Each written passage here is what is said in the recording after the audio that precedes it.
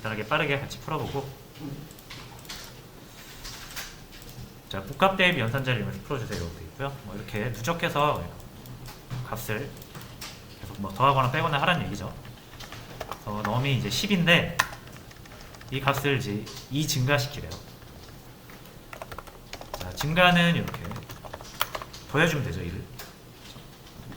그럼 원래 10에서 2가 증가됩니다. 자, 여기서 하지 말고 여기서 하겠습니다.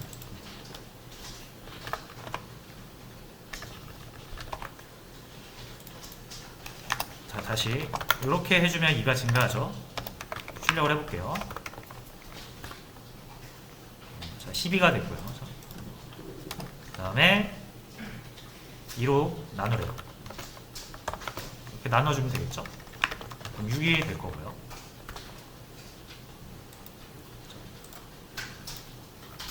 이렇게 해주면 소수점 떼고 나오죠?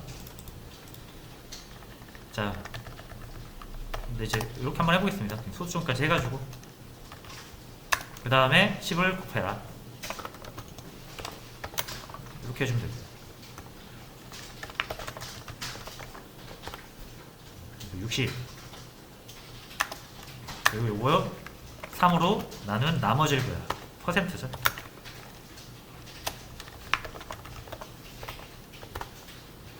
나머지 0이네요. 그렇죠? 나눠 떨어지니까. 만약에 6으로 7로 나누면 나눠 떨어지지 않겠죠. 7 나머지가 이제 4가 나오는 거죠. 자, 뭐 이런 식으로 이제 복합 대입 연산자를 한번 사용을 해보시라는 의미의 문제였습니다.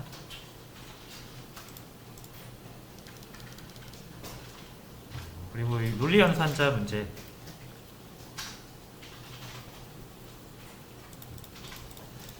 자, 뭐 숫자 넘이라는 변수가 하나 있는데 얘 숫자를 바꿀 때마다 이제 뭐 5보다 크면서 10보다 작을 때는 참, 이렇게 한번 표현을 먼저 해보고, 두 번째는 0보다 작은 경우, 그리고 10보다 큰 경우 참, 이거 두 개를 한번 이제 표현을 해보라는 얘기였어요. 자, 첫 번째 거 먼저 하자면 5보다 커야 돼요. 그리고 넘이 10보다 작아야 되는데 이게 조금 문제를 잘 파악을 못 하실 수도 있는데, 보시면은 크면서잖아요. 한국말로 크면서. 그러면은 넘이 5보다 크면서, 큰 것도 맞아야 되고 10보다 작은 것도 맞아야 된다는 얘기죠. 그때 참이 되도록 하래요. 자, 그럼 우리가 이 수식은 각각 최종 결론이 논리값으로 결론이 나잖아요. 우리 두 개의 논리값을 얻을 수 있는데 그거를 잘 연산해갖고 이게 참이 되도록 하라는 얘기죠. 자, 그럼 둘 다 맞아야 되죠. 둘 다 맞을 때 이 전체 문장이 맞는 말이 돼야 되니까 얘가 틀렸는데 맞는 말이 돼버리면 안 되잖아요. 그래서 둘 다 맞을 때만 참이 되는 AND로 이렇게 연결을 해야 돼요.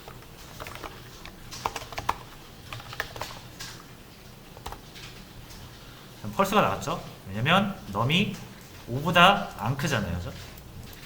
10보다 작긴 하지만 5보다 안 크잖아요. 그러니까 펄스가 나온 거고, 이걸 이제 6으로 해주면은 넘이 5보다 큰데 10보다는 또 작죠. 둘 다 만족하죠. 그러면 이제 true가 나온 거죠. 이렇게 두 개의 문장을 연결을 할 때 사용을 하시면 됩니다.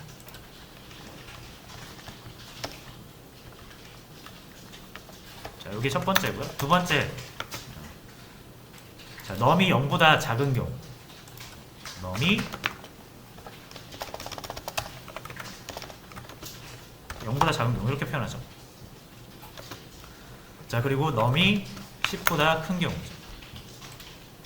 근데 이제 보시면 여기는 뭐라고 나와 있냐면 또는이라고 나와 있습니다.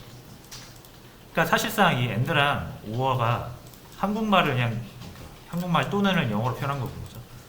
이 면서는 그리고잖아요. 영어로 표현한 거죠. 그래서 한국말을 그냥 코드로 표현한 것 뿐입니다. 두 개의 문장을 한 문장으로 연결해서 그 전체 문장이 참이냐 거짓이냐를 만드는 거죠. 요거 같은 경우는 넘이 0보다 작은 경우 참, 또 10보다 큰 경우 참, 이렇게 따지란 얘기예요. 둘 중에 하나만 맞아도 된다. 얘 또는 얘 둘 중에 하나만 true여도 전체 문장이 true가 되게 하려면 or로 연결을 해야 된다. 자, 이렇게 해서 넘이 6이잖아요, 그죠? 그럼 10보다 안 크죠? 0보다 작지도 않죠? 둘 다 펄스니까 펄스가 나온 거고, 마이너스 1 이렇게 해주면 여기에는 포함이 안 되지만 여기엔 포함이 되잖아요. 그러니까 true가 나오는 거죠. 그래서 보시면 아시겠지만 이제 숫자를 표현할 때, 숫자의 범위를 표현할 때요, 사이값 표현할 때는 이렇게 and를 씁니다. 어디서부터 어디까지 딱 두 개의 경계가 있고 모두 다 포함을 해야 되는 그런 경우 and를 쓰고요. 숫자의 경계를 나타낼 때. 그리고 이 사이값 말고 이렇게 교차가 없는, 교집합이 없는 두 수를 표현할 때는 or로 표현해야 돼요.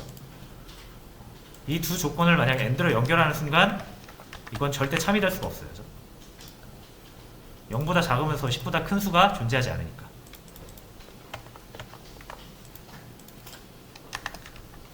숫자 범위 표현할 때 이런 식으로 표현을 할 수가 있다.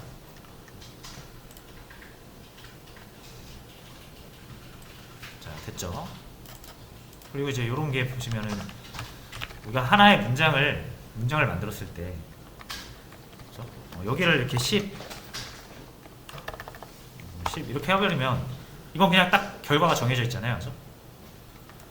근데 여기를 변수로, 어떤 문장을 만들 때 우리가 변수를 넣어서 변수의 값에 의해서 이 참거짓이 계속 바뀌게 되면 딱 정해져 있지 않죠, 그죠? true가 되기도 했다가 false가 되기도 했다가 얘에 의해서 계속 바뀌어요, 결과가. 그죠? 이런 거를 조건이라고 합니다. 조건식. 그리고 이거를 이용해서 우리가 코드에 적용시키는 걸 조건문이라고 하는데, 조건문을 한번 같이 만들어 보도록 할게요. 그러니까 이 조건문은 왜 필요하냐면 우리가 그때그때 컴퓨터한테 말을 걸 수 있으면 참 좋은데 우리는 미리 적어놓고 이걸 제출을 하는 거잖아요. 그래서 뭐 어떤 상황에서 어떻게 움직이라고 딱 그 상황이 됐을 때 컴퓨터한테 말 시켜가지고 할 수 있으면 좋겠는데, 그게 아니라 미리 우리가 다 적어놓은 걸 컴퓨터가 실행하는 거기 때문에 우리는 항상 안배를 해야 돼요. 컴퓨터가 시키는 것만 하니까 정말 하라는 것만 하거든요. 그래서 어떤 그 특정 상황을 여러 개 만들어가지고 상황마다 컴퓨터가 다르게 작동하게 하려면 다 미리 그러니까 알려줘야 돼요, 컴퓨터한테.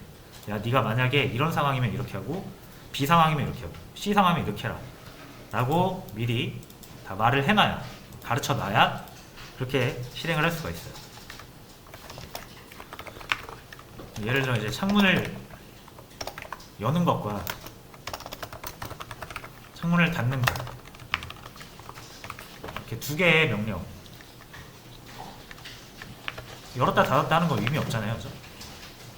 그러니까 언제는 요구, 또 언제는 요구, 둘 중에 하나를 적절하게 선택해서 실행을 하게끔 해야 되는데, 이렇게만 해놓으면 컴퓨터는 무조건 실행한다는 거죠, 두 개를 다. 그래서 조건문이라는 건 말 그대로 조건에 맞으면 실행하고 맞지 않으면 실행하지 말라, 이런 거예요. 요거를 창문을 열어야 되는 조건이 있을 거 아니에요.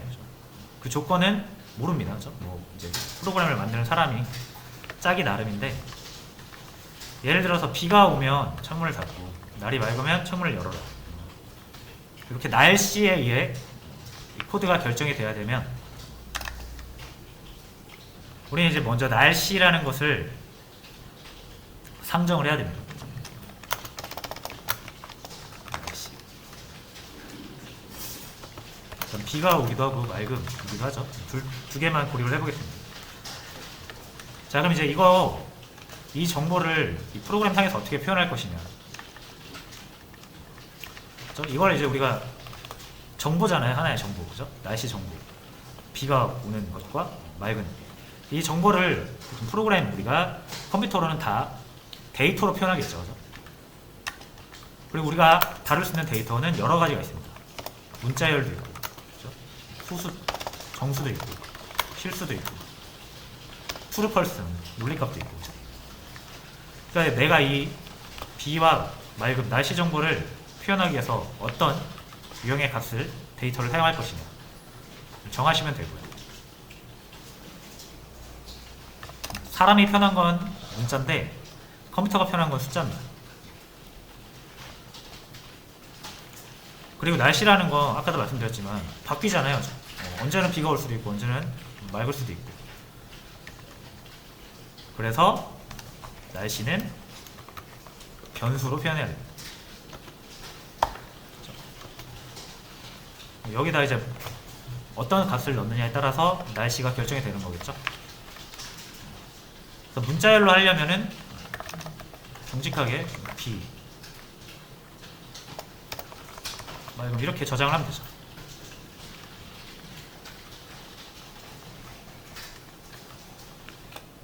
자, 근데 이제 이렇게 해도 되고 아니면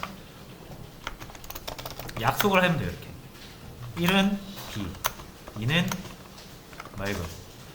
이렇게 우리가 숫자로 그렇게 날씨를 약속해서 표현할 수 있습니다. 그러니까 1이 들어있다라는 건 이제 비가 온다라는 얘기고, 이렇게 2가 들어있으면 맑음이라는 얘기죠. 그래서 컴퓨터한테 이걸 창문을 무조건 열으라고 하는 게 아니라 맑을 때만.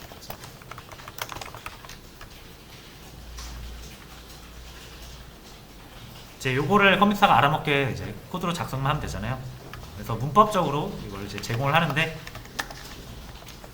if예요, if. 만약에 뭐뭐라면 이거 해라 이거죠. 자, 그래서 요 if 다음에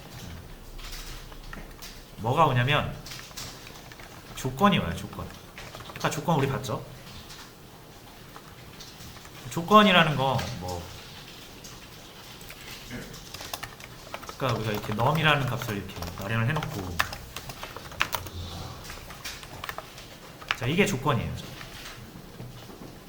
이게 아직 결정되지 않은 거잖아요. 이게 참말인지 거짓인지 이것만 봐서는. 그러니까 num의 값이 뭐가 결정되냐에 따라서 얘가 참이 되기도 하고 거짓이 되기도 하죠. 그래서 이런 걸 이제 조건이라고 하는 거죠. num이 5보다 작을 조건. num이 5보다 작아야만 조건을 만족하는 거죠. 여기에도 이제 조건을 넣어요. 자, 그럼 조건이라는 게 이게 결국 이제 관계연산자 이렇게 표현이 되잖아요. 얘의 결과는 뭐가 된다? 진리값, 논리값이 된다고 그랬죠. 그래서 최종적으로 여기는 일단 논리값이 옵니다. 그리고 여기 땡땡이 와요. 땡땡. 그래서 만약에 조건이 참이라면, 맞는 말이라면 실행해라. 그 조건이 맞다면 이렇게 얘기를 해야겠죠. 만약에 어떤 조건이 맞다면 실행해라. 아니라면, 틀리다면 실행하지 마라. 이렇게 합니다.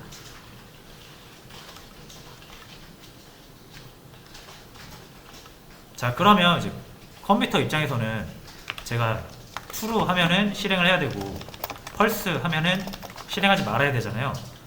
그렇죠? 도대체 뭘 실행하고 뭘 실행해야 될지, 그러니까 실행하지 말아야 될지 컴퓨터가 알까요? 이거 코드가 두 개 있죠. 그러니까 실행하지 마라고 하면은 이것만 실행하지 말라는 건가? 둘 다 실행하지 말라는 건가? 헷갈리잖아요. 그죠? 그래서 우리는 이런 거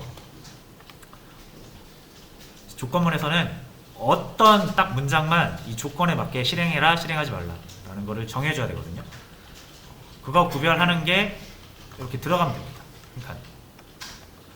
한 칸이든 두 칸이든 세 칸이든 네 칸이든 어쨌든 이 if문보다는 한번 들어갑니다.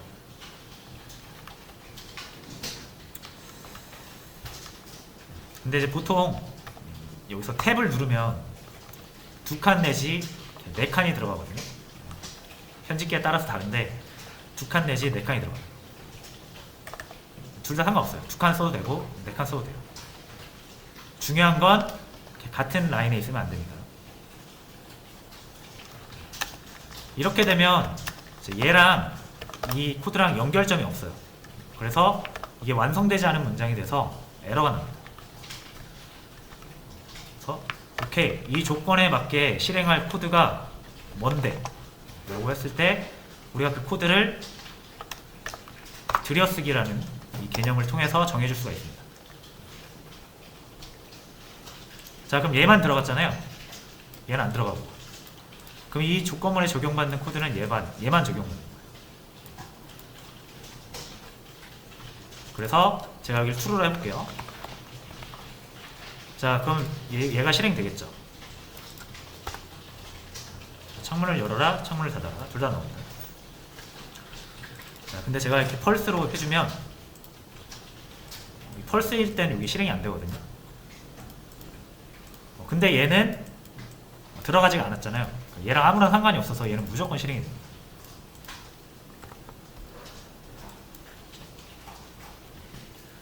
근데 만약에 제가 이제 얘까지 이렇게 같이 넣어버리면 둘 다 안 나와야지.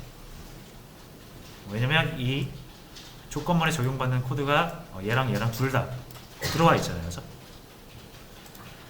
자, 그래서 파이썬을 사용하실 때 좀 중요한 부분이에요. 이거 문법적으로.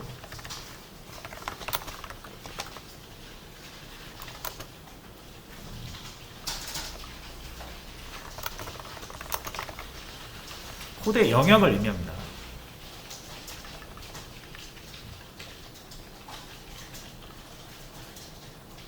그래서 이 조건문 코드의 영역은 여기서 여기까지입니다. 둘 다 들어갔으니까. 근데 만약에 얘가 이렇게 빠지면 여기까지예요. 이거 구별을 잘 하셔야 돼요. 그리고 또 중요한 점 하나는 이런 거 안 돼요. 이렇게 줄이 안 맞으면 절대 안 됩니다. 그래서 같은 영역을 가진 같은 영역에 속하는 코드는 무조건 줄이 맞춰져야 돼요.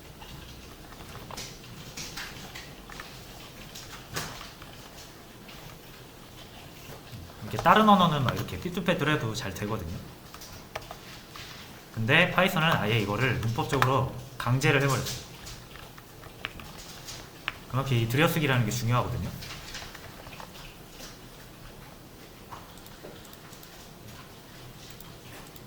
자, 여튼 여기가 이제 true면은 실행이 되는데 얘랑 따로 가야죠. 그래서 이렇게 빼주시고 얘도 이렇게 조건문으로 만들어 주시면 되겠죠. 그래야 얘가 실행되거나 얘가 실행되거나 우리가 이제 컨트롤할 수가 있으니까. 자, 근데 이제 이렇게 하면은 아무 의미가 없죠. 무조건 실행되거나 이렇게 하면은 무조건 실행이 안 되거나. 우리의 목표는 언제는 실행되고 언제는 실행이 안 돼야 되니까 얘가 항상 바뀌어야 돼요. true이기도 했다가 false이기도 했다가. 당연히 상수는 안 되고 변수를 넣어야 되고요. 변수를 이용한 조건을 만들어야 됩니다. 근데 이제 여기에서 들어가야 되는 이 실행 조건은 뭐다? 날씨죠, 날씨. 웨더를 이용해서 만들어야 되겠죠. 얘가 1과 같으면 2와 같으면 맑음이니까 창문을 열고 1과 같으면 웨더가 1이라는 건 비가 오는 거니까 창문을 닫는 거고. 그래서 여러분 이제 코드를 작성하실 때는 적은 거를 이제 제출하는 거니까 모든 상황을 가정해서 다 적어놔야 됩니다. 모든 실행할 수 있는 코드를 다 적어놓고 그 실행의 조건을 세부적으로 짜서 컴퓨터한테 하나하나 다 알려줘야 돼요.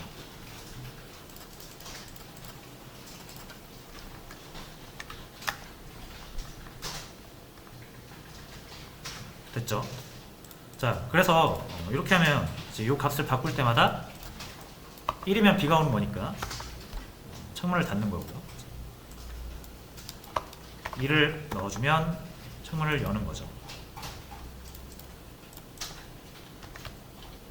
그걸 이제 만약에 입력을 받아서 해주면 우리가 입력하는 대로 창문을 열었다 닫았다 할 수 있겠죠. 근데 이제 여기 비교하는 게 숫자잖아요. 근데 얘는 문자로 받아들인다 그랬죠. 그래서 여기서 한번 인트로 형변환 해주고,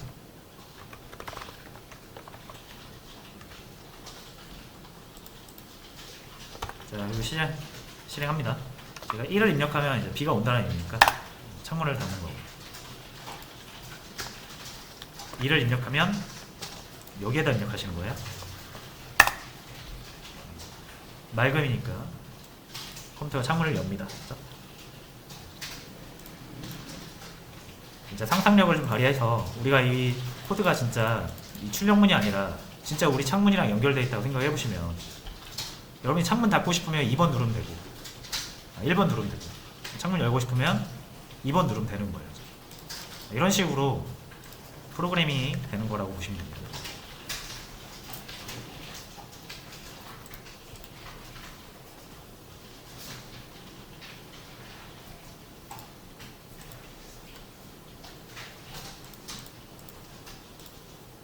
자, 일단 이렇게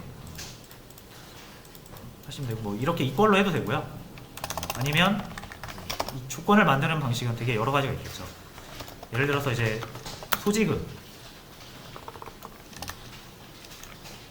그래서 만약에 소지금이 10,000원 이상이면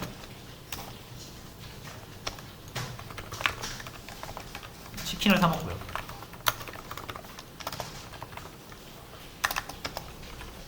만약에 소지금이 얘는 10,000원 이상, 이렇게 표현을 할게요. 10,000원 이상이면 치킨을 사 먹고, 10,000원 미만이면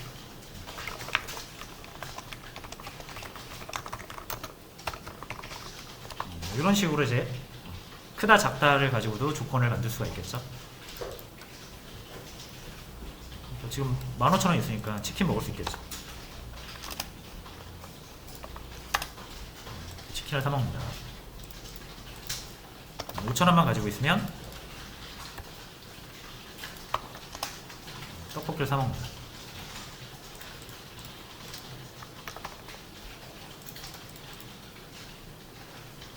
그래서 변수를 하나 도입을 해서, 조건에 맞는 변수를 하나 도입을 해서 이런 식으로 만들어 보시면 되겠습니다.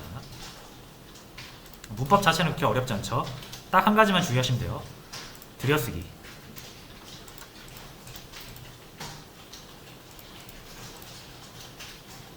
요거 땡땡, 요거 콜론 있죠, 콜론. 요거 빼먹지 마시고요.